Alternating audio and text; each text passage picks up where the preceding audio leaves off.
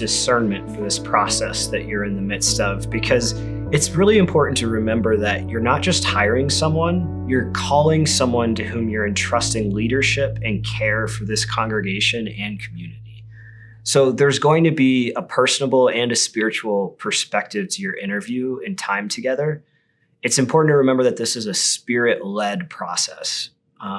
So to help ground ourselves in the discernment part of this process, let's consider Romans 12:2. Do not be conformed to this age, but be transformed by the renewing of the mind, so that you may discern what is the will of God, what is good and acceptable and perfect. Take some time to get to know one another and form a team together. It is very important to trust one another within this circle of people. Speak your gut feelings and share open and honestly. Everyone on the call committee has an important voice and will have different responses to pastoral candidates. Please always make time to check in with each individual and take into consideration what they are feeling, experiencing. This is one of the most important things for the call committee to do. When receiving candidate profiles, the names and information in their rostered minister profile is for call committee members only. It is essential that you not share candidate information such as name, congregation, family situation, or where they live with others. It can be very difficult for a pastoral candidate to have their name go to a congregation. Remember that this is a mutual discernment process. A pastor allowing their name to come to your congregation may still be in discernment about whether they are ready to leave their current congregation. We want their ministry to be honored so that if or when it comes time for their congregation to learn that they will be leaving, they can receive that news directly from their pastor and not through the grapevine. The Lutheran world is quite small. You never know the situation that a candidate is in, and we don't want to ruin the process of discernment. The candidates have placed great trust in you by sharing of themselves. Please honor your work and theirs by keeping strict confidentiality. Now, all that being said, communication with your congregation is also vital during this process. Please do share with your congregation regular updates about developments in your call process. You are welcome to share, for instance, that your call committee has received one or more names, that you have conducted an interview, that you're moving forward with a candidate or releasing a candidate. The information not to share is simply any identifying information about the candidate, their name, congregation, family situation, geography, etc. We'll now cover first interviews and second interviews, which often are in person. If you have multiple candidates located within and outside the synod, or you have one candidate not geographically near to you, your first interview will be done using Zoom, Teams, or other technology. Do a practice run using the technology you will be using for the interview. Try to limit these interviews to 1.5 hours max. You can choose to invite as many of your candidates as you would like for a second in-person interview. These will need to occur separately. In-person interviews are a good time to follow up on things you might be curious about based on what you've learned about the candidate so far through the first interview, viewing their preaching and worship leadership. Plan on limiting these interviews to about 2 hours. As you put together questions for your candidates, keep in mind that oftentimes a behavioral style of interviewing that encourages storytelling and creating conversation can be a helpful approach to take. Oftentimes at the beginning of an interview, it might help to start with a getting to know you sort of question. A few options for this first introductory question could be, what's your favorite hymn and why? Or tell us about your call to ministry. Or maybe, we know that ministry has been challenging for many pastors in recent years. Why have you decided to remain a pastor? What's kept you inspired? As you put together the rest of the questions for the interview, consider the top gifts for ministry that your congregation identified in your ministry site profile, and then think of questions that prompt the candidate to describe concrete instances in which they've demonstrated those gifts that you're looking for. Craft the questions that are contextual to your congregation and community. So for instance, if you're wanting someone who's going to be gifted at working with confirmation youth, you might say a bit to the candidate about why that's really important to your congregation, and then prompt them by saying, tell us about a time when you led a confirmation class that resonated with youth. Or if you're looking for someone who can deal effectively with conflict, you might give some background about conflict within your congregation and then prompt them, tell us about a time in which you encountered conflict as a leader. How did you handle it? What did you learn from it? In summary, often a good format for questions is to share a little bit about a particular need in your congregation or a gift that you're looking for, and then to ask about an instance in which the candidate has demonstrated that gift in the past. Not all questions need to be heavy. Look at the candidate rostered minister profile, and it's okay to ask a few questions that are personalized to that particular candidate. So remember, this is a mutual discernment process. And so an effective interview works two ways, with the candidate also bringing questions and concerns to the call committee about the congregation, its mission and vision. The candidate may also have questions related to your ministry site profile.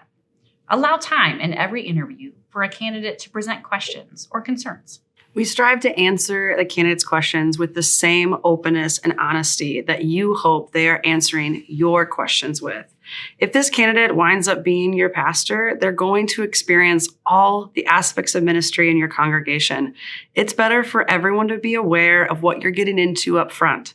And as a call committee, you want to know who a candidate is right now, not only the pastor they are wanting to become in the future. In the same way, make sure to represent your congregation as it is currently. Be aware of how this might differ from who you were, who you would like to be as a congregation. After each interview, plan for about 15 minutes to check in with one another and reflect on the time that you've had with the candidate. It may be that you need more time than that 15 minutes, in which case you can schedule a separate meeting afterwards. Sometimes that's helpful. It can be useful to take notes during the meeting with the candidate that you can use to reflect on during that time together. Also, remember that prayer is a crucial part of your discernment. Make sure to pray together and for the candidate. Once you've reached a consensus and determined if you want to move forward with the candidate, reach out to them and invite them to an in-person interview or to be your candidate of choice. Allow the candidate to have time for discernment.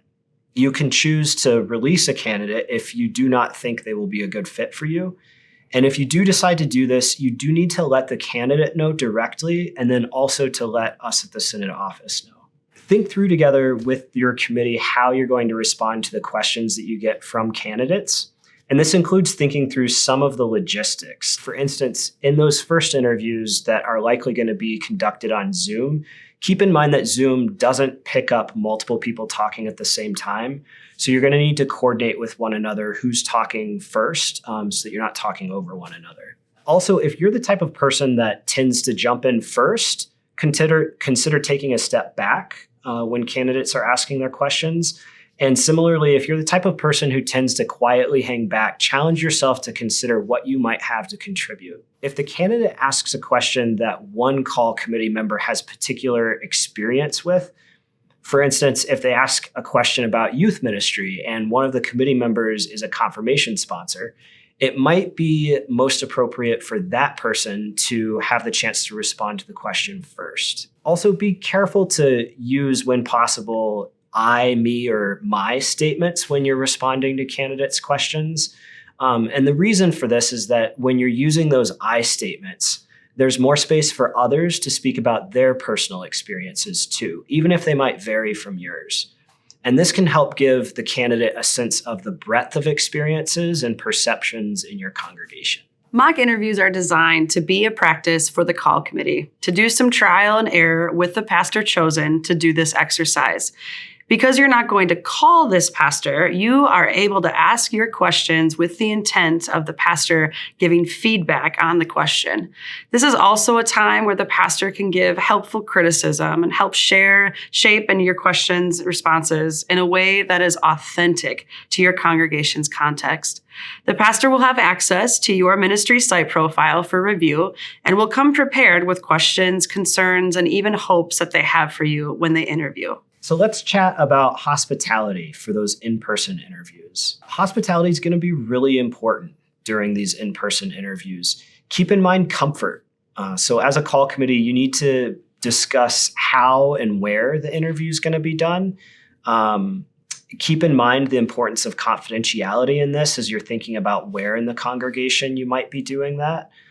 Think about how you're going to be sitting, the space in the room that you're going to be, where the pastor is going to sit, and how you as a call committee want to present yourselves. If hosting the interview at the congregation, have a designated person be ready with a short tour of the property. Candidates will likely perceive the hospitality that you show during this in-person interview as a reflection of your congregation's culture of hospitality and welcome as a whole. Consider putting together a gift basket of local candies, chocolates, or cheeses. Make sure to include a tour, maybe not just of the church building itself, but also the parsonage, if there is one, and of the community that you're located in. It's helpful to arrange for a shared meal separate from the actual interview, maybe at someone's home or at a local restaurant. If the candidate does have a spouse, do invite that spouse for the interview as well, understanding that their presence is warmly welcome but entirely optional. Due to work schedules, childcare responsibilities, etc., they may or may not be able to be a part of that visit. If the spouse does come, plan on inviting them to any hospitality, like the meal together with the committee or the tour of the church building and community. But just make sure that you do not include the spouse as part of the actual interview. For budgeting purposes, as you're preparing, keep in mind that you'll be covering the expenses related to travel, lodging, and meals for the candidate and the spouse invited to the interview. Ask the candidate to send mileage. Use the current IRS mileage rate for those who drive for the visit, and or itemized receipts for their expenses related to the visit. Arrange to reimburse the candidate promptly, and if reimbursing the candidate means that the treasurer or the bookkeeper needs to learn the candidate's name to make out the check to them, that's okay. Just make sure that the treasurer or the bookkeeper understands that need for confidentiality and that they're not going to share that with other folks. When you receive the candidate profiles, it can be a very exciting time for the congregation. However, you as the call committee have been lifted up to do this important work. You may share with the congregation that you've received profiles and will begin interviewing, but they cannot know names or when times of interviews will be. Just simply ask for their continued prayers for the call committee and pastoral candidates. Keep in mind that each candidate interviewing with you is likely interviewing with one or more or other congregations within or outside the synod. It's important that each candidate knows when they can expect to hear from you next, and that you do not keep candidates hanging, wondering what's going on or when they can expect to hear from you next. Your communication with each candidate is a reflection of your congregation's culture of hospitality, clarity, and organization.